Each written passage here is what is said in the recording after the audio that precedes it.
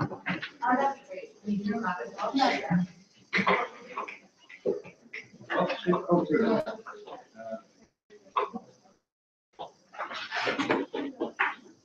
Are you going to be streaming? Yes. Did you ask all them?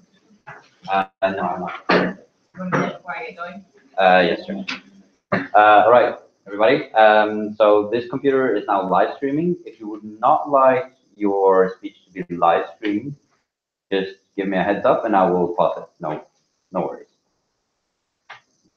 Where is it being live streamed? Onto our YouTube channel. It's also saved, so you can go back and watch it, like if you want to watch your speech later.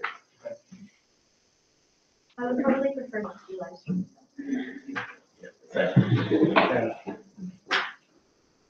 Okay, perfect. Hello, everybody. My name is Bethany. I'll be your chair. My preferred part of the speech, let me introduce the Madam Speaker and Madam Chair. You can also address the panel as a whole. My witness will now introduce themselves. Hi, everyone. I'm Brittany, and I prefer she.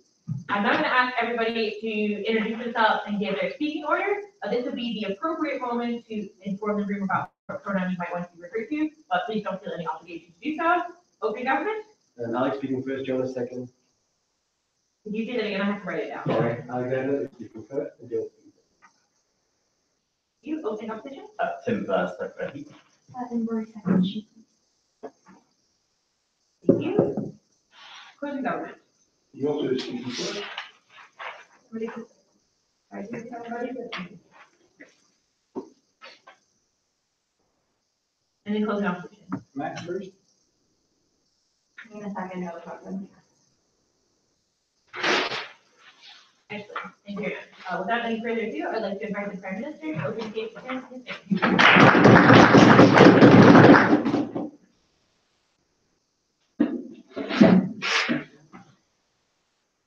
Should I get the stream going? Or should I pause it? That's fine. Just keep it.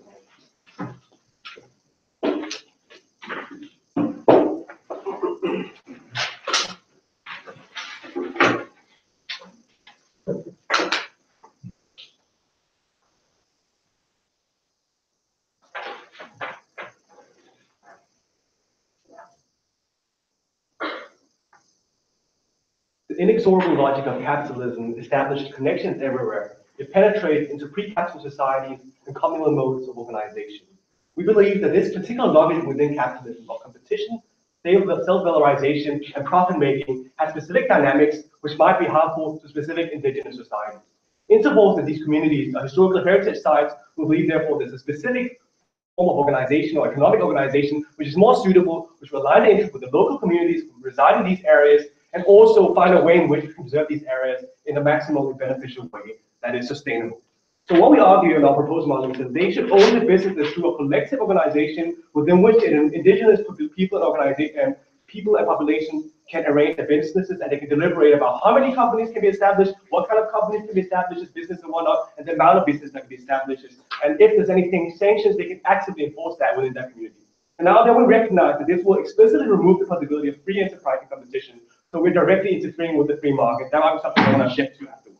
What we argue is that what we're selling right now is not a standard commodity or service to which we usually apply the principles of capitalist enterprise, right? Because when it comes to those kind of issues that are commodities that are arbitrary or that are common, that can be reproduced within, regardless of historical or emotional context, these products are best produced within a competitive market where people can contend. But when it comes to historical side, we are talking about the culture and history of these people, and also those areas in which they're living, and the way in which they define their identities. So there's a specific tie between those individuals, those groups of people, that historical artifacts that is attached to that area, and then also their livelihood, more generally speaking. And that's what we believe, fundamentally speaking, the commodification is not something that is designed because of the entailments. If you're transferring the revenue that comes from these tourist sites to these indigenous communities, are you also transferring like the upkeep and the way that those sites are run? Yeah, so they will be responsible within this collective body to decide what kind of companies they will run, how they will be run, and the organization of upkeep and whatnot. If there's something that's independent of the site, radically independent of that site, they can do that independently, but that can be arranged within those areas, within those communities. So we argue fundamentally this is the best way to do it because of the communal mode of living. So above all, this makes it a more democratic arrangement in comparison to the tenet of the free market and the logic of profit making. two substantive claims. On a principle level, we argue why there are principal claims to these areas, and we should not compare with commodities, which is maybe the argument. And second of all, how this is the best way to respect the right of the community, and also for the preservation of these historical sites, which there is already some sort of commitment to from specific NGOs, and why this is the best way in which to continue this cooperation. So in terms of the principal claim, we see two following things. First of all, these sites and areas are inherited from their ancestors directly, right? So in that sense, we see that there's specific analogy or homology between these specific historical sites as artifacts and areas, and then the idea about having an inheritance when someone bestows upon you artifacts from your grandparents or your great-grandparents. Especially because these communities have been particularly bounded and close, we see that there are clear connections between these ancestors and the communities that are living there. And what we're essentially arguing is that insofar as there is this parallel between inheritance and these heritage sites, they have an inherent claim for them as a collective body of people within the communal mode of living to organize it in a way they deem fit. Similar way, the way in which we organize our household as individual private company, even within the capital society, we recognize that people within that bounded lived space that is theirs, they have the right to organize it in a way they find suited. And they can deny people from opening a business within your home, right? Because that is their space. Similar, because those common modes of living draw upon the idea of a collective space and collective history and a collective identity, this collective space is also something that belongs exclusively to these groups of people. That's why we believe that this is fundamentally something they have a principal claim of because of this analogy. Then we see also, and second of all, we go to the second argument concerning how this is the best way to respect the rights of these communities and for the preservation of these historical sites. Three layers analysis. First of all, we say that they are directly invested because of this historical and emotional tie. Now let me elaborate a little bit about what it means for this about identity, people, their notion of identity, and how this historical narrative of these sites, how that connects into their ancestors. So when it comes to these organizations or these collective societies, such as Indian society, Native American societies, we see that there's a specific way in which they relate themselves to the ancestors. This is called the notion of ancestor worship. And there's a specific type that they define themselves in virtue of the relationship to the past and the way in which they are built up a cumulative history, right? This cumulative history or this historical narrative in which they're embedded defines identities. That's why we see they have a lot of public holidays around which they organize identities to express the love or the respect and all these kind of filial piety expressions towards these individuals. We argue fundamentally that, first of all, because it means so much to them, these individuals are comparatively speaking much more invested to preserve these sites in comparison to capitalist logic. That goes to my second layer analysis about why this is less likely to happen within capitalism. This is comparative, that insofar as within some context where we have to fight free enterprise, there are specific and pernicious dynamics that are bad for this site. So when you have a free market, people can freely establish organizations or companies within these sites. We see there's very often this domination of the profit-oriented logic. So there's going to be no control on how many people can work on it, the amount of money that's invested on long-term reconstruction of these sites. All these things are undermined and neglected because of the short-termism of capitalism. Capitalism does not care if these historical sites last 100, 200, or 300 years. It cares about its year-to-year profit and about the feasibility of them reproducing themselves. But that does not mean that they have to really care about the preservation of these sites, because the real degradation of these sites takes over a longer time cycle. So here's the fundamental first problem. Even if they argue that because they have invested profit interest in those sites, it's not going to be good because of this disjunction between the time frames. And now the last layer of analysis is how this can preserve the indigenous cultures that will usually be appropriated by capitalism. Within capitalism, we see this explicit encroachment upon the identities of these societies. They try to commodify products and make miniature figures, different artifacts they can sell, and they can produce or present certain things in specific ways that can accumulate profit to the greatest extent. This happens along historical sites where there is a capitalist logic. They sell off souvenirs and they sell headdresses that are not something that people really identify with. And sometimes we find that really undignifying at these communities when people take these things out of their context. Here within these communities, people can then reclaim the identity of their themselves. They will prevent them, the capitalist logic that is, in other words, to appropriate the culture, the identity, and this historical narrative that they inherited from their ancestors. So in that sense, we see also that that is a substantial benefit from the perspective of those individuals, those communities, that they can preserve their cultures and prevent the capitalist logic to penetrate into the structural coherence of their communities. So from all these perspectives, on a principle level and on a practical level, I beg you to focus. I'd like to thank the Prime Minister for very frank speech, and invite the Leader of Opposition to participate for options. Here you go.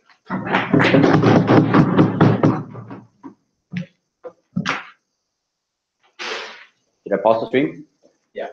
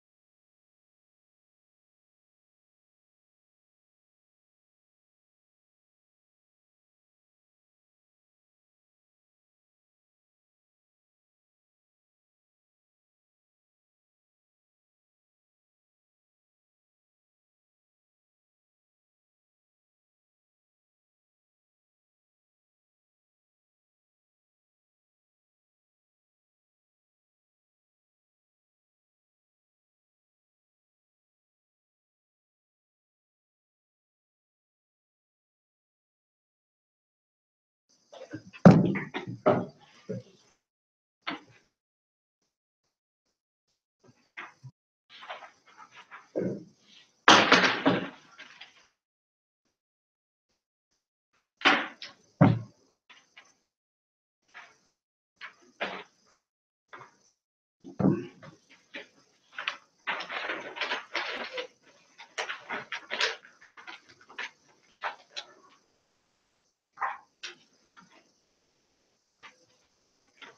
right, firstly, a few clear-ups on the model. So I think it was very confusing what the objection was from opposition. But in the end, regarding whether government subsidies still exist, I think that they still exist. You know, they don't lose their status as a heritage site. They just go now to the community that are running the upkeep, and so I don't see what their objection is. So basically, they can still be subsidized. They don't lose the status, and also the change is just that they have a determination of upkeep because now they get all the revenue. So basically, what this debate is about, what we're changing on opening government is we're changing that now it's the community and the indigenous community that it has the control of how that site is run, how it's upkeep, and what businesses are present and what businesses are not, because they receive all the revenue, right? They can then distribute that revenue how they like. So they can distribute that revenue to businesses so that they can make an agreement saying that this business can run here, and then you'll get the revenue from the things that you are able to make. But they have to accept that because they initially get all the revenue. And that's the principle that we stand by on opening government. All right. So before I get into my own case, a few pieces of extraneous rebuttal. So basically, opening opposition had very few concessions to our case. Basically, all their concessions were about how will they be able to upkeep this when there's global warming, climate change, and there's no subsidizing from the government. So first of all, there is still subsidizing, and then they talk about how there's less incentive, or there will be less income, and it's just poorly run when it's personally run, right? 2 points. First, we think that the indigenous people are able to give what we can call a more authentic experience, right? I think in the current state of Western countries, we think authentic experiences are pretty are pretty valued, right? We think that people enjoy authentic experiences. We think that people value authentic experiences because there's so much authenticity lost in society that we see today, right? So we think that authenticity means that people will still have an interest, right? I think that secondly, we think that we don't see it's on opposition to prove to us why there will be less interest just because there's a change in management, right? So we don't see, like, the main attraction of the place is the fact that it's an indigenous community, the fact that it has the historical nature. We don't see how that significantly changes just because it's a different company that runs the snack stand, right? We don't see how that's the main problem, right? So we think the positive changes that we get from having the indigenous people being able to decide what kind of businesses are run, whether it's very derogatory and appropriating businesses, or whether it's something that respects the culture and has actually maybe actual proper snacks and not just nachos, because that's something that's generically South American, right? We think that that's the change that we're making, so that we don't see how that would significantly change revenue. That's on opposition to prove in their second speech, right? So going into my own argument about how Alex talks about how they have a claim to their culture and how they on a whole level have a claim to their culture and how they would be better at running it. I'm going to talk about how they on an individual level will be losing their culture and how are losing their culture and how that's a big harm, right? So the nature of these sites and how appropriating of culture happens in largely 3 ways, right? Or for 3 reasons. Firstly, we think that when people are trying to sell an indigenous community site, we think that they're likely to want to make it less extreme and more digestible, right? Why is that? Well, we think that people who are from the outside are unlikely to understand the beauties of certain parts of that culture, right? So they will want to censor those parts of the culture. Or, like, even alternatively, even if they don't want to do that in order to sell it, we think that they are still being an outsider who are interpreting that kind of culture, right? So we still think that their advertisements and their tour guides information will still be an interpretation of the indigenous community. So that's still a dilution of that community. We think that that's still problematic, right? We think that the main comparative and the main difference is that when it's run it's run in the status quo by just a generic nachos company, we think that they run it solely like a business, right? Whereas the indigenous community will run it as a proud showing of their culture, right? We think that that's pretty inherent, that they will want to, that's in their interest because they are probably likely to be proud of their culture, right?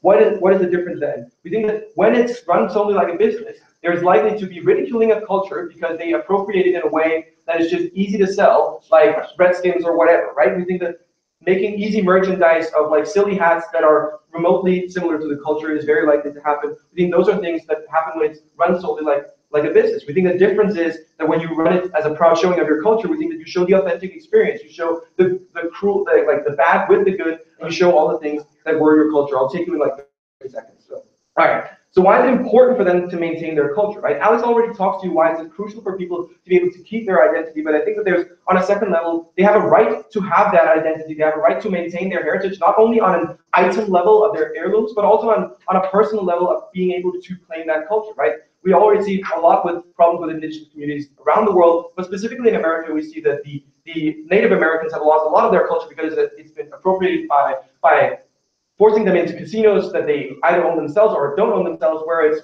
just the feathery hats and that's what your culture was. It reduces the culture into that simple thing that you can sell because businesses want to make it a brand, right? We think that that's crucial. That's wrong. So the problem is that when they're indigenous community and they don't have their identity, we think that they're both different and insignificant, right? So they're ostracized, but they don't get to have their difference, their specific difference, and to get a claim to what they actually have as a difference. Sure, go ahead. Yeah, so to be clear, these benefits are coming from giving them control over the companies that are in these areas, not actually the redistribution of revenue, which is the motion.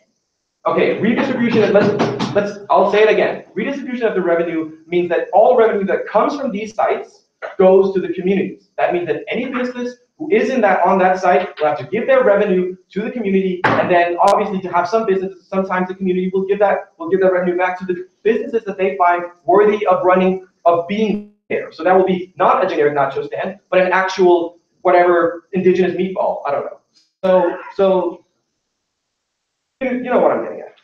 So in the end, what we give you on opening government, which is largely unresponded to, is Alex gives you principal analysis as to why they have a right to it because it's their heritage, right? It's similar to family heirlooms, and we let people have those. We think that there's no general response from opening opposition. We think that generally because these places benefit from the collective of the indigenous community, from them being there, from them having been there, from them having created it. We think that they deserve this revenue on a principle level. Secondly, we think that it's the best way to respect the place. It's the best way because Alex explains to you why the company incentives and the capitalist incentives don't really care about the 100-year preservation. They care about the next 10 years where they'll be there. We think that that's a difference in the incentives of the preservation. For all those reasons, proud to propose.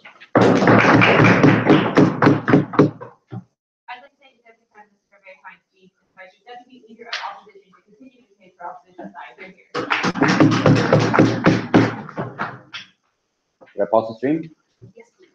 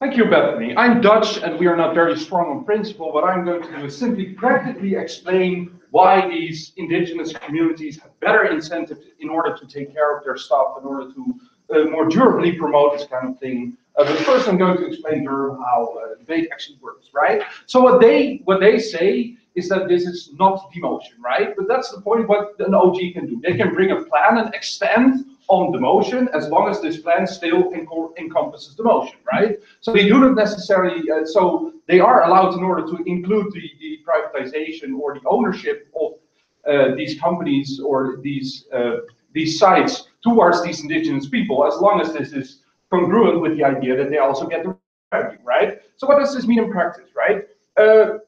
So the moment that they say they are also responsible for the upkeep, and it's pretty unclear how this actually works, I'm just going to question on one thing, right? How do you think actually this upkeep works? Because it's sort of assumed during the entire debate that upkeep is so large in all these situations that it's impossible to generate this from revenue. What I'm going to explain to you is that there are simply three kind of likely scenarios, and for two it's better in our plan, and in the third it doesn't really make much of a difference, right? So the first idea is that these things require massive upkeep, right? So we accept that Chichen Itza requires some upkeep, right? But we still believe that they think that it's way too much, right? Chichen Itza is like a standing rock. Standing rocks are pretty durable over the long term. It has already stood more or less unharmed for already 500 years. You need to clean it once in a while, and you need to make sure that it is taken care of a bit, but it's not that expensive as they presume. Especially when we compare this to the fact that literally people travel all over the world in order to travel to Chichen Itza, and are literally willing to pay about 50 euros in order to enjoy these shrines, right? We believe that is simply for these big shrines, like Ayers Rock, it's a rock, it's just there. You don't need to pay any up. You have to clean it once in a while. That's about everything. So I believe there's a lot of things that are very big, but are very easily taken care of, right? So it proves in that situation. The second situation that not all of these cultural heritage are massive, right? When I was in Dublin, very indigenous Irish culture, right? People pay literally 15 pounds to see the Book of Kells. I mean, these people are stupid, but they still do it, right? A lot of things that are part of these indigenous cultures and part of the things are taken care of are simply very small things that we say belong to these cultures and they deserve the revenue of without paying massive amounts of upkeep. This plan still impacts this situation, still makes it better. The third point is that there are some cultural heritage sites that are enormously big, but nobody cares about them, right? It's still, in that case, the revenue might not be enough, but those are exactly the same kind of things that people don't want to pay tax revenue now for anyway, because they're simply not very well known and people don't want to preserve it or not, right? There's a very nice fort, Old Sarum, it's close to Salisbury, it's very nice, but nobody wants to pay the upkeep, so it isn't preserved, right? We doesn't really believe that this does make much of a difference in that situation. Right, good. So how does this actually work, right? The first thing that we find very important to notice, that is a zero-sum game, right? What does this mean? This means that if you consider Chichen Itza, there's two possible types of tourism that are mutually exclusive, right? We believe there's the kind of mass tourism, the popular tourism, where people go there. It doesn't necessarily, and we see that in the status quo, this is the more popular kind of tourism because there's more people interested in this kind of stuff. This does not necessarily mean that the people who are interested in the cultural heritage are a much smaller group. It simply means that if one group is slightly smaller, bigger than the other, they're the ones that will be catered to, right? So we say that the moment that we say a different group will be catered to, this group interested in cultural heritage site is not very small, it's still large enough in order to carry the revenue for these things, right? We also believe that, I don't know why the time suddenly stopped. We also believe that giving that this kind of tourism is inherently more valuable than the other kind of tourism, because this is the kind of tourism where people actually learn from these stuff, try to understand their culture, and aren't directly going to the Chichen Itza dungeon or something like that, right? That is also a second point I'm trying to make that's very important here, is that these sites are uniquely susceptible to this kind of misrepresentation. Right? Chichen Itza is literally a site that was used for human sacrifices, which gives it a lot of mystique that for a lot of people is sort of interesting, because they think, oh, there's the human sacrifice here. You can build an entire theme around the general spookiness of Chichen Itza, which doesn't really add much to the culture. But why are indigenous cultures specifically better at preserving the actual image of Chichen Itza that we can all learn from? than capitalism or the giant companies certainly are, right? We believe that there are three very important mechanisms in place why people from indigenous cultures care more. But first, is there anything I can say more?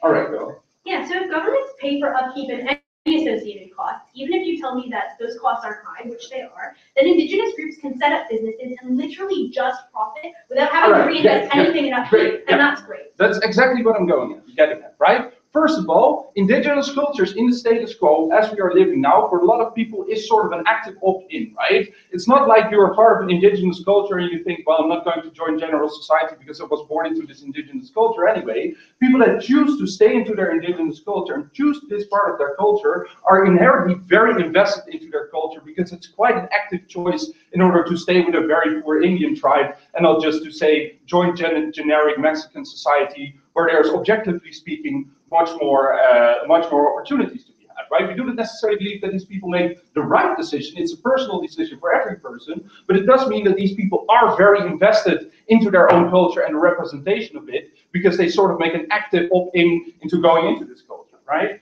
The second thing is that they are directly impacted by the kind of image that is projected by this culture, right? So if you're not part of the culture, the negative externalities, which the misrepresentation eventually is, does not fall on the people that are actually causing it, right? So the moment you have an indigenous culture actually taking care of this heritage site and taking care of the way it is presented, you internalize these externalities, right? These people aren't stupid people that say we don't want to earn any money anyway, but they still check, wait, we have to make sure this is in check with sort of the holy rights of Ayers Rock or the way it is represented, because the moment it is misrepresented, these people will directly feel the consequences of this misrepresentation, which they very much care about because, well, yeah, otherwise they wouldn't be part of this culture anyway, right? Yeah, so, yeah, that's kind of my extension. Well, not kind of my extension, it is my entire extension. So what we simply believe is that we, in closing government, have proved why these indigenous cultures are the right actors in order to operate these kind of sites, why the revenue sharing is part of the plan and will apply 99% of the situation, and well, they're just a bit of nitpickers, and we're going to win it today. I think.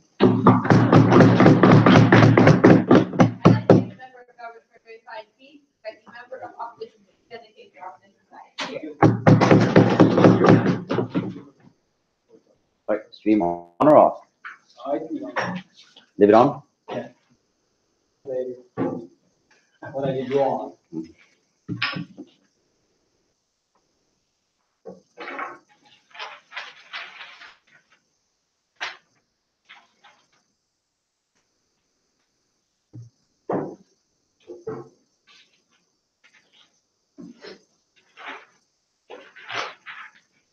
Thank you, Honorable Panel. So our main extension in this case is that awareness of these indigenous peoples is good, and that these cultural exhibits and these cultural centers are the main drivers for awareness for these indigenous peoples. And we will show you that the, private companies and the status quo, basically the system is run right now, is the best way of maintaining these sites and maintaining actually people visiting these sites. And second of all, how this is actually valuable for the indigenous people, that these indigenous people value more the cultural awareness of their indigenous culture than actually the monetary value of these actual sites. And thirdly, we show you that how this actually affects their position in society, the fact that their political rights are actually respected. But going over now to some points of rebuttal. So I'm not going to go into the whole debate about how the opening government kind of squirrels out of the debate here that changes when the motion specifically says revenue. So if it would be ownership, the revenue would be obviously included, but I'm not going to go into this. I think that the opening opposition basically establishes that there is some chance of erosion, that there is a substantial cost included in running these sites, that it requires a significant amount of work, and we agree with this. So what the actual problem with this is then is that actually running one of these sites actually works like a company. It's not the dramatic picture when you can just make it as specific as exact representation of the culture as possible, because we need to account for one thing, is that when tourists, for example, go to a country, they need to go look up, what sites are we interested in seeing. Now, I mean, marketing one of these sites requires significant marketing funds, significant investments in souvenirs and stuff like that, because regrettably tourists usually are interested in going there, getting some souvenirs, getting a nice hat, and also seeing this culture center at the same time. Sure, there might be some misrepresentation for a lot of people. There are ignorant, come there, they buy just the hat and say, oh, that's a nice stone, and then go to the next site. But we say that if there are information there is a possibility for the vast majority of visitors to actually learn about the culture, we think is important. And we say that this business model is the important way, the status quo is the only viable way of actually getting visitors here. As we say, that you have to have significant investments in marketing to get actually the visitors there. Yes.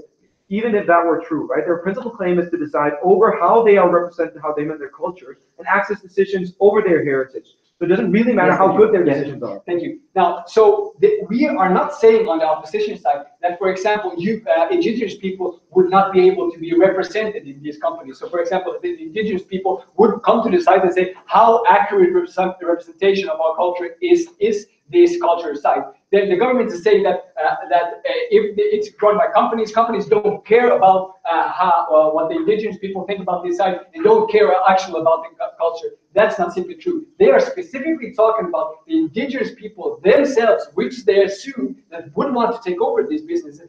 They say that they should run them themselves, and we say that regrettably, it requires significant business know-how and stuff like that, which mostly would not function under their model. Yes.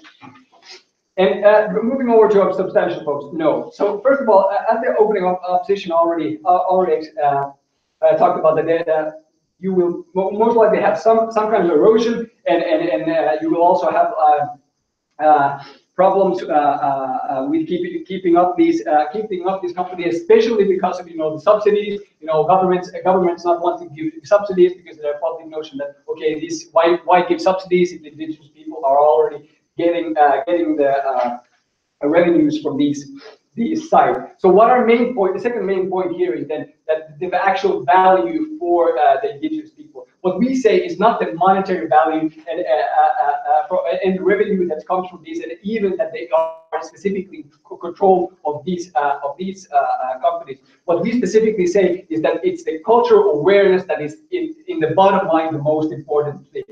Because what you actually want as a culture minority and as an indigenous people is that you are able to live according to your own culture, indigenous culture, have your own traditions, get to speak your own specific language, maybe even study it in school, maybe have your own centers, and that requires that the government actually supports this and have policies that makes this possible. Yes, please.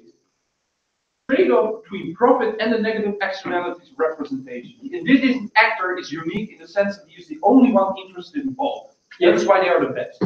Well, if I didn't quite understand your POI here, but once again, we underline that on our side, it's not excluded that indigenous people are actually active in representing these cultural sites. You do not need to run the cultural sites in order to represent it correctly. We say that this is not mutually exclusive, not possible. That it would not be possible on our side also. Now, finally, as we mentioned, like what indigenous people really want. So we say that the cultural awareness then.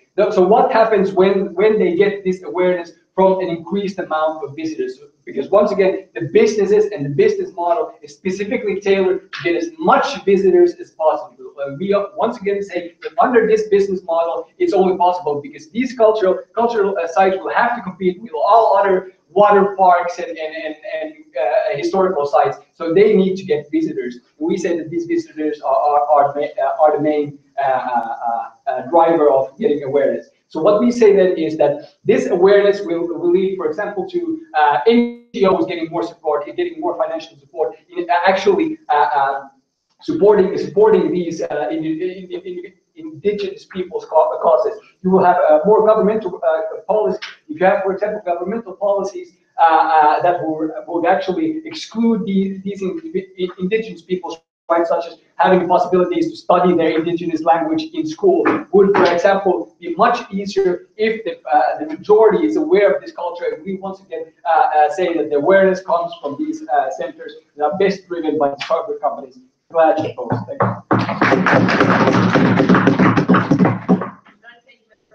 Very fine. Invite the government to close the debate. The government side.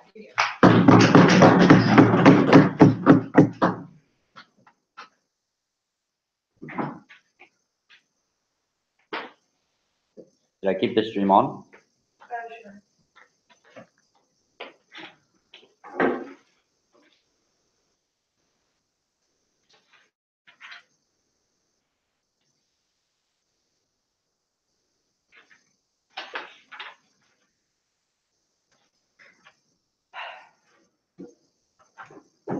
Thanks for the floor. So in my speech, a lot of rebuttal on this closing opposition case and on the opening opposition case. I'm also going to explain why our extension is so incredibly important, why we think that indigenous people, first of all, find their culture so incredibly important, and why we give them mechanisms for that, also how they can actually do that the best, and pretty much how we actually mitigate most of the opposition side and pretty much station completely. Okay, so to start with a few things that the opening opposition says. So just very quickly to get back on this whole we're squirreling the motion thing, right? Just one last little addition. We think that everything that's been said, we think there's just one thing that's also kind of the same, right? We think that if these people get the kind of revenue that they're getting from these companies, they don't necessarily even have to give that revenue back to the companies or whatever, that kind of stuff. We say if they have a shit ton of money, they can just set up their own freaking company, right? Or they can set up their own kind of tourism agency. So they can maybe give kind of tours with the money that they have. The problem is they can't do that in the status quo because they don't have enough capital to set up those kind of things, right? We say that the moment that they do get that kind of capital, they can actually set up those kind of things themselves, and it's not necessarily a screwing of the motion if we say that the thing that they are most likely to do with this revenue is probably preserve themselves on their own. And then they say, okay, the taxpayers are going to see that they're getting the profits, therefore they're going to want them to kind of have the costs, and therefore government subsidies are going to stop. We say that right now, the companies who are on those sites also have all the profits of those sites, and yet somehow taxpayers don't want them to have all the costs, and taxpayers don't want subsidies to stop, even though those companies have all the profits, right? It seems very strange to me that the taxpayer would think, oh, it's fine if a company has a huge amount of profit but doesn't take care of the site, but it's not fine when an indigenous amount of people has a bit of the profit but they don't take care of the site, right? It seems really weird to me that the taxpayer would be that stupid, right? I think the taxpayers can think to themselves that that's kind of a weird kind of trade-off to make. So we think that there's still going to be subsidies because taxpayers aren't necessarily going to change their mind about that. Okay. So they also say there's going to be less profitable businesses like tackle companies, etc. And this is kind of like the main clash of the debate, right? Would we rather have a shitload more profits, but maybe have like more of a detrimental effect on the culture, or would we maybe have like slightly less revenue, but still have a better representation of the culture? We see that this kind of also plays into the upkeep thing, right? Because you also I already gave you like kind of example of explanation about upkeep, but there's another thing true about this as well, right? If you have less people walking over Standing Rock, if you have less people flocking over to those sites and trampling all over them, the upkeep is probably going to be substantially cheaper, right? The moment that you have a lot less people dropping sodas and like causing erosion in that way, and keep in mind, they might sound very convincing, but pretty much the only mechanism they give is climate erosion. Like you also already said, rocks have withstand a lot more than that, but we say that the upkeep is probably going to be a lot less expensive if you have less people walking there.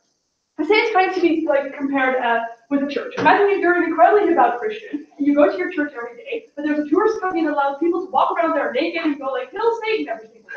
I think you would rather have a smaller church with a little bit like less room to pray instead of a huge church where people who are really naked are walking around every day, right? We say it's exactly the same thing for these indigenous people. They see people like walking over Standing Rock, something that is incredibly sacred to them, and literally like taking selfies on it, being incredibly disrespectful, and being incredibly like rude on these rocks, right? And they say on the opposition side, and that's the closing opposition as well, they say, well, we think awareness is important because then people can actually practice their culture. We say it's incredibly hard to practice your culture if some of the most important things to your culture are constantly being disrespected or constantly being trampled over, right? We think it's much more important to these communities that they actually get maybe some less revenue, and we don't even think it's going to become that much less, but some less revenue, but still having the kind of respect for their culture that they find important, right? If you want?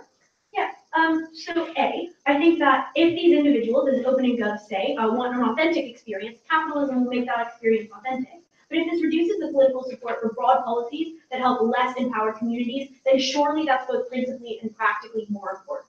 Okay, sure, we accept that right now people aren't necessarily looking for the authentic experience, right? I think people often go for the most easy option. So if there's now a taco company in Standing Rock saying, come buy tacos and walk on Standing Rock, people are going to do that. However, if people see that there is a different option out there, that there are indigenous people holding stores that are incredibly authentic, they will go for that option. The problem is that option isn't even available in status quo because companies have no incentive to do this, right? Because they're already kind of in this marketplace where they know they can get a huge amount of people.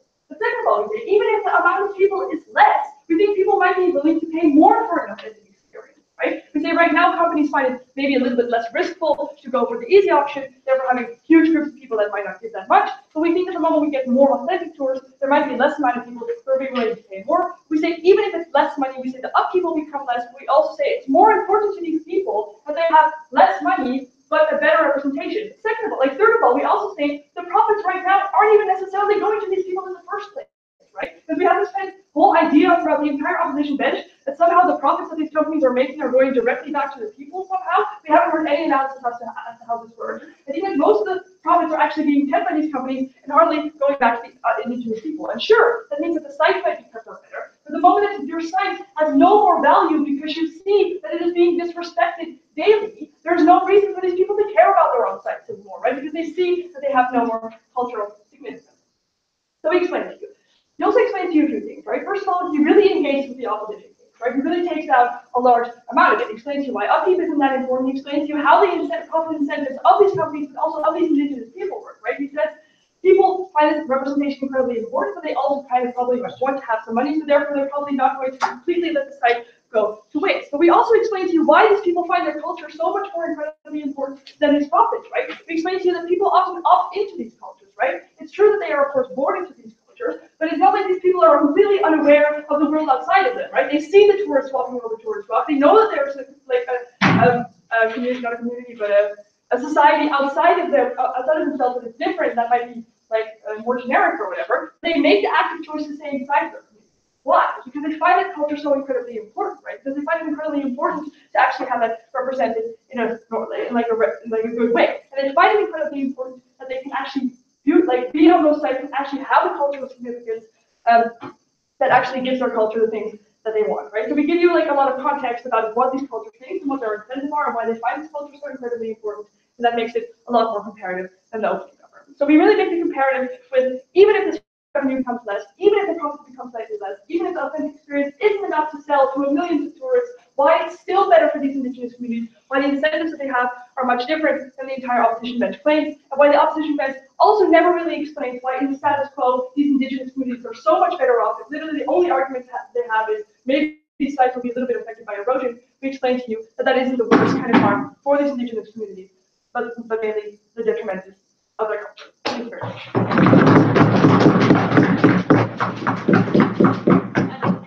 Government with very kind speech, and my opposition with close the debate or